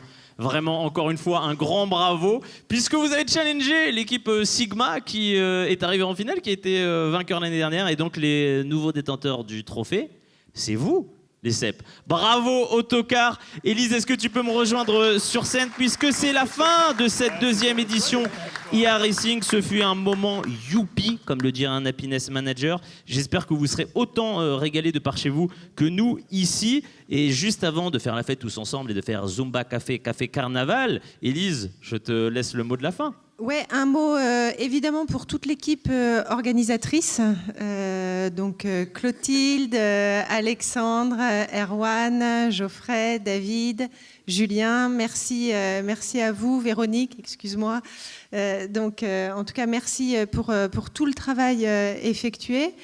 Merci à tous les étudiants de leur implication, parce que c'est du boulot et j'espère que vous avez passé un très bon moment.